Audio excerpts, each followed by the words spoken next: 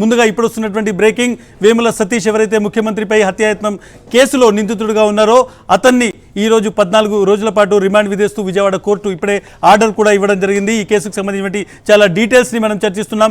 నాతో పాటు సతీష్ ఉన్నారు విజయవాడ నుంచి. సతీష్, ఒక్క విషయం చెప్పండి, ఈ కేసులో చాలా డీటెయిల్స్ పోలీసులు సేకరించారు. ఎందుకంటే ఒక హై ప్రొఫైల్ కేసు, పోలీసులు కూడా చాలా ఛాలెంజింగ్ కేసు, 1500 మంది పోలీసుతో పూర్తిగా ఒక నిఘా పెట్టినటువంటి టైంలో జరిగినటువంటి దాడి. సో డెఫినెట్గా పోలీసులు కూడా ఛాలెంజింగ్గా తీసుకున్నారు ఏ విధంగా దాడి జరిగింది అనేటువంటిది. సో ఇక్కడికి వచ్చినటువంటి నిందితుడు ఒక గంటన్నర ముందే అక్కడికి చేరుకుంటాడు. తన జేబుల్లో బ్రిడ్జ్ దగ్గర, ఎక్కడైతే ఈ స్కూల్ ఉందో స్కూల్ నుంచి చాలా దూరంలో ఉన్నటువంటి బ్రిడ్జ్ దగ్గర ఉన్నటువంటి రాళ్ళు తన జేబులో పెట్టుకొని వస్తారు. ముఖ్యమంత్రి వచ్చిన తర్వాత దాడి చేస్తారు. అతను అక్కడి నుంచి పారిపోతాడు. దీనికి సంబంధించినటువంటి సీసీటీవీ ఫుటేజ్ ఉంది, దీనికి సంబంధించినటువంటి కాల్ డేటా రికార్డ్స్ ఉన్నాయి. అతనికి సంబంధించి అతని ఫింగర్ ప్రింట్స్ కూడా సేకరించేటువంటి ప్రయత్నం చేశారు. చాలామంది సాక్షుల్ని కూడా విచారించడం జరిగింది. సో అన్ని రకాలుగా దీన్ని స్టడీ చేసిన తర్వాత ఇంతకుముందు అమర్ సతీష్ చెప్తున్నట్టుగా సీసీటీవీ ఫుటేజ్ మొత్తం చీకట్లో ఉన్నప్పటికీ దాన్ని టెక్నాలజీ ఆధారంగా వెలుగులో ఉంటే ఎటువంటి ఇమేజెస్ వస్తాయో దాన్ని ల్యాబ్ నుంచి బయటికి తీసుకొచ్చి దాన్ని కూడా పూర్తిగా పరిశీలించిన తర్వాత ఈ అరెస్ట్ జరిగింది. బట్ A2కు సంబంధించి ఇంకా పూర్తిగా వాళ్ళు పోలీసులు అతన్ని కోర్టులో ప్రవేశపెట్టలేదు. అతని అరెస్టు, అతనికి సంబంధించినటువంటి పూర్తి వివరాలు వెల్లడించలేదు. డెఫినెట్గా ఇన్వెస్టిగేషన్లో ఫర్దర్ జరగాలి కాబట్టి తర్వాత వెల్లడించేటువంటి అవకాశం ఉంది. సో పోలీసులు ఒక ఫుల్ ప్రూఫ్గా పూర్తిగా దీన్ని ఒక విధంగా ఒక కొలిక్కి తెచ్చినట్టు కనిపిస్తోంది. ఫర్దర్గా ఇన్వెస్టిగేషన్ డెఫినెట్గా కొనసాగితే చాలా మంది పేర్లు వచ్చేటువంటి అవకాశం ఉంది. ఇన్వెస్టిగేషన్ పై మీ అభిప్రాయం?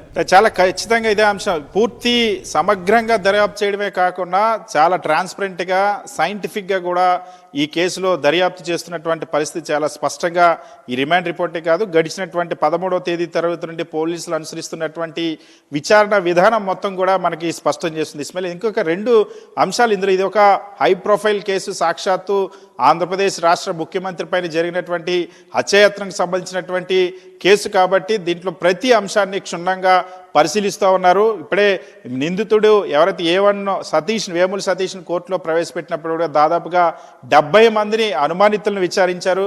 అనుమానితులను విచారించిన తర్వాత అందరికీ శాస్త్రీయంగా అన్ని రకాల పరీక్షలు నిర్వహించిన తర్వాత పూర్తి స్థాయిలో సమగ్రమైనటువంటి ఆధారాలు కూడా కొన్ని సేకరించిన తర్వాత మాత్రమే ఒక కొలిక్కి వచ్చింది. ఇందులో చాలా కీలకం అన్నది దీని వెనక, ఎందుకంటే ఒక ముఖ్యమంత్రి పైన జరిగినటువంటి సంఘటన కావడంతో ప్రస్తుతం పోలీస్ యంత్రాంగం మొత్తం కూడా అందరూ ఆల్ ఇండియా సర్వీసెస్ అధికారులు అందరూ కూడా ఎన్నికల కమిషన్ పరిధిలో ఉన్నారు. కొద్దిసేపటి కిందట ముఖేష్ కుమార్ మీనా కూడా కొన్ని అంశాలను చాలా స్పష్టంగా చెప్పారు. ఈ కేసుకు సంబంధించి ముఖ్యమంత్రి వైఎస్ జగన్మోహన్ రెడ్డి పైన జరిగినటువంటి హత్యాయత్నం కేసుకు సంబంధించి మరుసటి రోజే నేరుగా ఆ పోలీస్ కమిషనర్ వచ్చి నాకు నివేదిక ఇచ్చారు. ఆ రోజు నుండి ఎవరైతే ఆంధ్రప్రదేశ్ రాష్ట్రంలో ఎన్నికల పర్యవేక్షణ కోసం కేంద్ర ఎన్నికల సంఘం నియమించినటువంటి పోలీస్ అబ్జర్వర్ ఉన్నారో, పోలీస్ అబ్జర్వర్కి ఈ కేసుకు సంబంధించినటువంటి సమాచారాన్ని ప్రతిరోజు కూడా మేము అప్డేట్ చేస్తున్న అంశాన్ని చాలా క్లియర్గా ముఖేష్ కుమార్ మీనా కూడా చెప్పారు.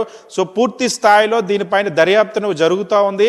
సో మాకు కూడా ఎన్నికల కమిషన్కి కూడా దర్యాప్తు అధికారులు ప్రతిరోజు నిరంతరం సమాచారం ఇస్తూ ఉన్నారు. దాన్ని మేము కేంద్ర ఎన్నికల కమిషన్ నియమించినటువంటి పోలీస్ అబ్జర్వర్ కూడా ఇస్తారు. 2 రోజుల్లో పోలీస్ అబ్జర్వర్ వచ్చి కూడా ఈ కేసుకి సంబంధించి దర్యాప్తును పర్యవేక్షిస్తారు, పరిశీలిస్తారనే అంశాన్ని కూడా చాలా స్పష్టంగా చెప్పారు. సో ఇంత ఎన్నికల కమిషన్ పరిధిలో కూడా ఉంది కాబట్టి సో చాలా స్పష్టంగా పూర్తి పారదర్శకంగా శాస్త్రీయబద్ధంగా ఈ కేసును విచారిస్తూ ఉన్నారు. అందుకోసమనే A1 ప్రవేశపెట్టేటప్పుడు చాలా దాదాపుగా కీలకమైన అంశాలన్నింటినీ కూడా రైట్ సతీష్, ఒక్క నిమిషం సతీష్.